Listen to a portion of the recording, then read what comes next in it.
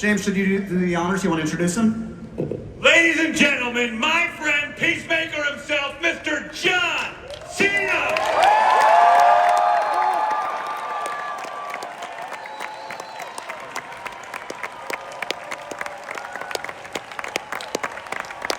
He stole the costume again.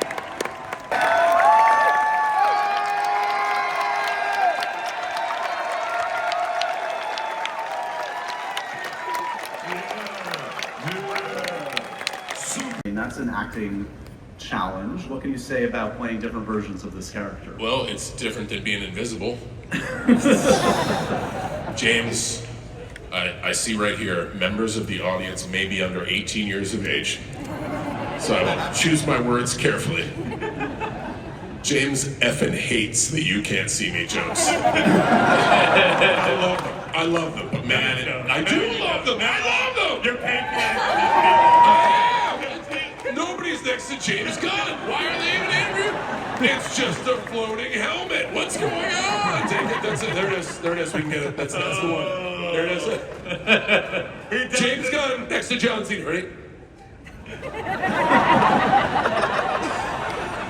Look at that. Look at that. He's so frustrated. I love him. He doesn't like him so much. But multiple versions of myself is quite different than being invisible. Tell them about the vampire version. In stereo.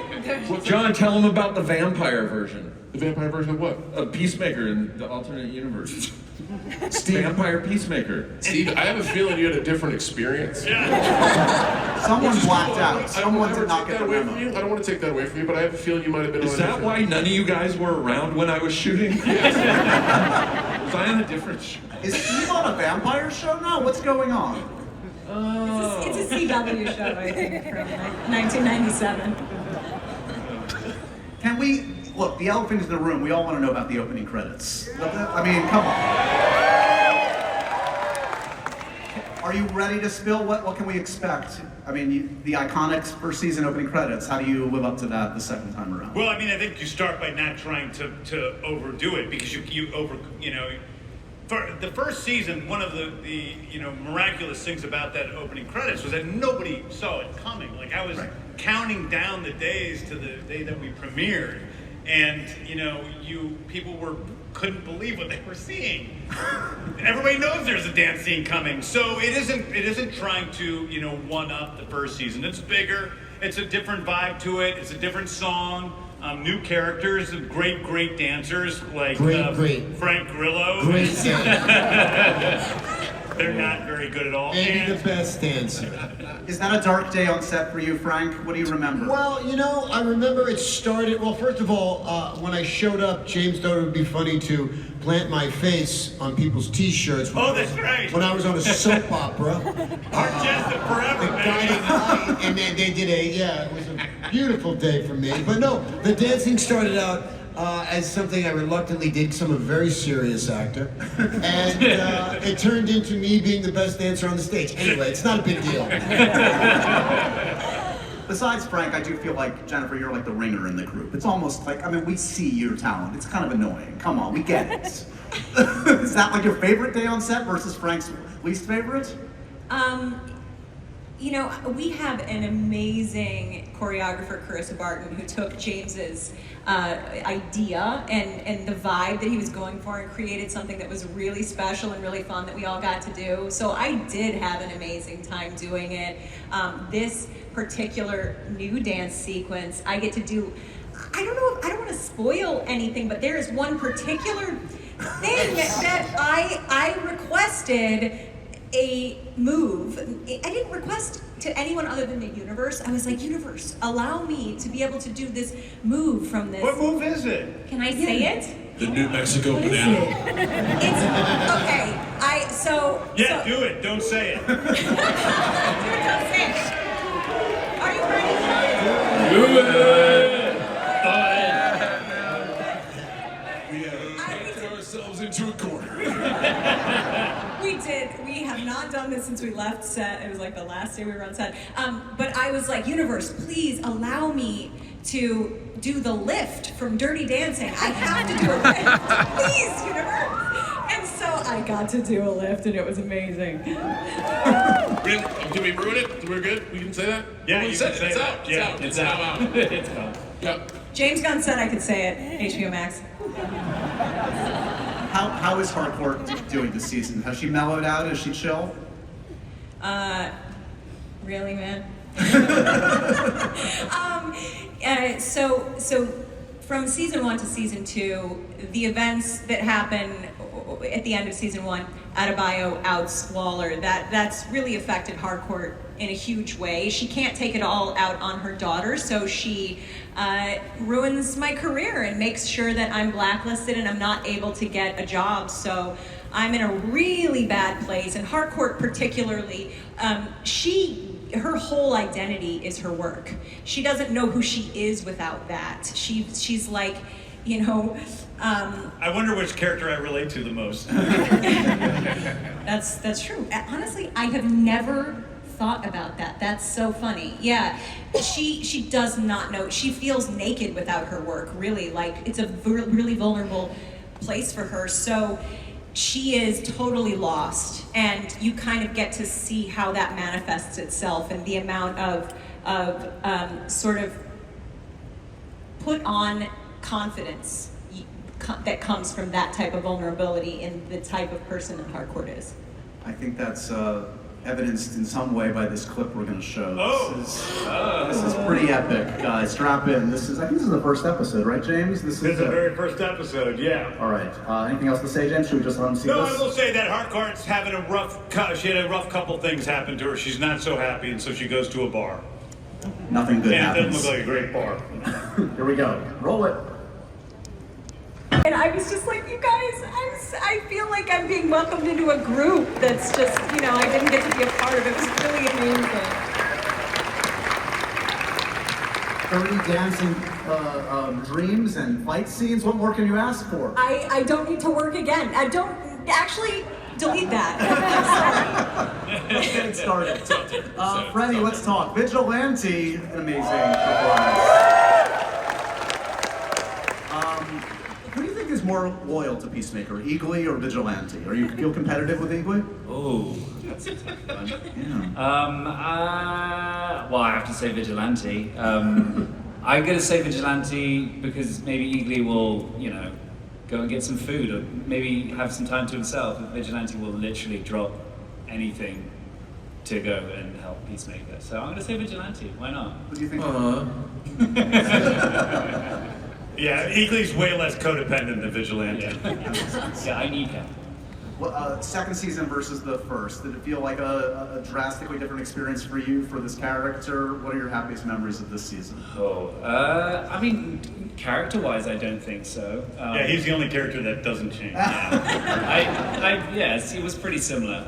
So it's just a character that I love playing, and I got to continue doing that, which is just a dream, really.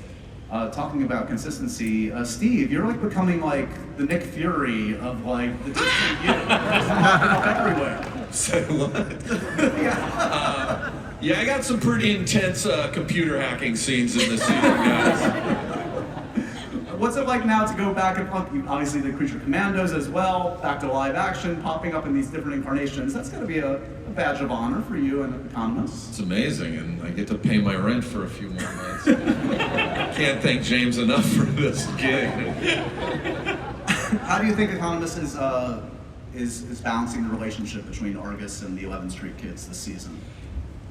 He's a little torn. I mean, I'm working for this monster right here for a lot of this season, and we all know his relationship to Peacemaker by this point, and so yeah, I'm kind of walking a very thin line this season. Mr. Frank Grillo, let's talk. Yes. You're so excited. I think I speak on behalf of everybody that you are a part of this. Of course you're a part of this. You have to be. Come on, Frank Grillo, everybody. Look, we got a taste of him. Obviously, Creature Commandos, Superman, but we're seeing Rick in a different context here. Talk to me a little bit about approaching this character. Yeah, James, when we spoke early on, it was, this evolution of Flag, and but consistently driven by the same thing, which is pretty much revenge for his dead son. Speaking of which, where are my sons? Are they here? My guys? Fellas? Well, Wow, I mean, that's a high voice. Are you talking about Joel Kinnaman, or are you talking about? We're gonna have to talk if that's really my son. But yeah, it's driven by this thing where he is now in a position to finally get his hands on Peacemaker. Yeah. So, and I think we saw that he does get his hands on Peacemaker over and over again, and I don't think he does much to me. So. Welcome to Peacemaker, a new addition to the cast. Yes. Give it up. Sacha Bordeaux is a character I'm sure some in this room know, familiar in the comics. What's it like to, you go to the comic book material, intimidating to kind of be the first to bring this character to life, or what? Absolutely. It's such an honor to be part of this show and play Sasha. I did all the research I could do online and talked to James. I actually drafted a very, very long paragraph to send to James once before starting filming. It was so long that you could scroll several times down, and I was about to hit send, and I was like, he's gonna fire me if I send this to him. He's too busy right now to deal with this. So I kind of, I did my thing, and I was waiting for him to let me know if I was on the right track, and I think I Wait, was. what did it say? A lot of questions about the character. Oh, I wouldn't have minded Read that. it now. It was, No, I've seen it. it was a lot of questions. It was really long, but no, it's an honor. I mean, she's such a badass, and this cast. I mean, come on, look at these people. They're icons, and to work with James. To work with James is an absolute dream, and nobody lies when they say he doesn't hire assholes. Everyone on set is so kind, very happy to be there, except for Frank. Except for Frank. I have a no assholes policy, Except for Frank. asterisk, except for Frank. Really. He's so talented. My children are here. They know. That's not a spoiler for them. James, how do you decide who to pluck from the comics, like Sacha Bordeaux to be? Specify that. I would like to say we get to see Peacemaker playing with himself.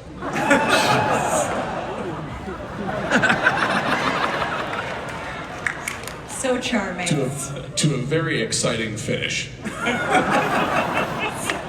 It's very short though. Thank you. That's my time, folks. I was going to ask you what it's like to. I wandered around the 18-year-old thing. I didn't say anything. It's their minds that are in the gutter. You guys know what you were thinking. That's fine. It's fine. It's okay. Okay, that's officially my time, folks. I hesitate to ask John another question for fear of the children. That is a good strategy. Stay away from me for 20 minutes, we'll be fine. Or go for it, you know? Sweet ride in this season, the motorcycle. Ooh. You like it? We can talk about that, right? The Peace Cycle, yeah. Yeah, Peace Cycle. Cycle. Awesome. How cool do you feel on the Peace Cycle, John? It's a lumbering piece of machinery. It looks very cool. It shoots torpedoes. It has missiles, speakers, a sick paint job. It's nice. It's very nice. Yeah, we had a logic question about the missiles on the motorcycle. Yeah, no, We that's were fine. like wondering, when the missiles take off, does the motorcycle go backwards? No. It's designed in a way that there's absolutely no recoil. It's the same way when you fire the two machine guns on the front, there's no recoil. It's been engineered to do that. Okay, great. We just wanted to make sure we had questions. I could explain it, but it would take up 24 minutes, and we only have 19 minutes left. Is there a Science. clock? What is he looking at? Technology things. I have that motorcycle. Well, is it here right now? Actually, it might be. The Peace Cycle is Is it here. But no, Yeah, it's at the I normally have it in my office at DC. yeah, it's at Peace Fest. Yeah. You can see it. Peace Fest. Go to Peace Fest. Go to Peace in Fest. person. See the Peace Cycle. It's pretty good. And see Foxy Shazam and Steel Panther tonight. That's going to be the greatest show of all time. I was going to say, let's talk music a little bit. Let's do. How do you decide soundtrack for this season? Now, what were the needle drops that were important for you? How do you assemble the playlist for this season? I do it the same way I do everything. First of all, I think the soundtrack this season is my favorite soundtrack I've ever done. It's so good with so many bands I love. We're doing this. Agee does. I do, but I can't. Every can't episode. say it. I've said that on set about 5-6 times. Like, Yeah. am I allowed? We do it. This is okay. Yeah, I can say that. There is a very sexual thing happening in Peacemaker's house, and Frank has sent John, are you aware of this? Frank has sent Economist to go spy on Peacemaker, and I didn't tell Steve what he was going to be looking in the. You read it in the script and you're like, oh, that could be funny, and then you show up and this thing is happening and like, oh my god. I know it's cable, but it's insane that we're still showing it on cable. First episode. Strap in. Strap Yeah, in. or strap on. No shit. That's my time, folks. I teed you up for that one. Creative necessity. Creative necessity, yes. That's the thing I like most about working with you, the creative necessity. Yes, the blanket of creative necessity we can hide under. I like that. Is there ever that moment, John? It feels like you obviously trust this man with a lot. Like a line, a moment where you're like, really, we're going there? Or is the trust so implicit, it's an easy yes for whatever's in the script? Dude, look at me, I'll do whatever. Here we are, right? Yeah. Yeah, I'm gonna take the back half of Hall H. We're going somewhere. And I'm gonna hide it as a promotion for Peacemaker Season 2 only on HBO Max on August 21st, but we're just gonna go out 9 p.m. Eastern. through San Diego. They have no idea. There's not enough hot sauce in this city to contain us. No, I'll do anything. Almost anything. Yeah. Love it. Yeah, I think James takes advantage of that a lot. Yeah. Yeah. Yeah, cool. That's why we're good. That's why we're great. Now, listen, John's the best. I mean, he really does. He will try anything, and he's just really open. And for a guy who is as famous as John Cena is, which, let's face it, he's one of the most famous people in the world. He has no ego whatsoever. He is there to do. This is true. He got naked at the Academy Awards. And this is a God's honest truth. Now he gets very silly when he's on. Hold on. He gets very silly when he's on stage. But the truth is John Cena turns in an amazing performance this season. And I saw him grow in season 1, and then I came back to do this season a couple of years later, and I honestly couldn't believe what he was capable of and how much he had grown as an actor in those 2 years. And you guys are in for something incredibly special this season because of the work of all of these actors, but especially John. It's really, really something to see. And this is my favorite, everyone knows, this is my favorite thing in the world, crypto. That's fair. Yeah, but he's an eagle. Everybody needs an eagle, though. I know, but like if Eagly gets crazy, he shits on your floor, leaves for too long. If Crypto gets crazy, he treats your house like an ant farm and just burrows holes into it. So I think I'd rather put up with Eagly than Crypto. Yeah, and you're right. But I just Crypto- love dogs, so Crypto's maybe I would cute. choose Crypto anyway. Crypto. What? Did you say kill Eagly? I'm not. What's wrong with you? Yeah, I'm not even gonna. I think he said that Crypto could kill you. Oh, Crypto could definitely kill. I mean, come on. He's a superpowered dog. Of course he could kill you.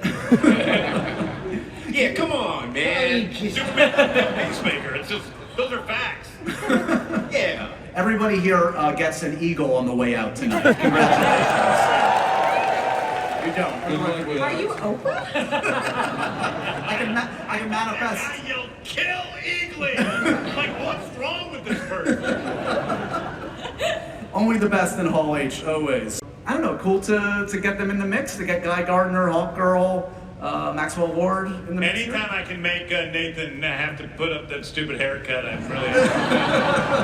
So, he's here this week, and I'm going to see him tonight, but they're in it, and Isabella's just such a joy to be around, and, maybe there's a couple other people wandering around these halls that are in Superman, but are also in Peacemaker Season 2.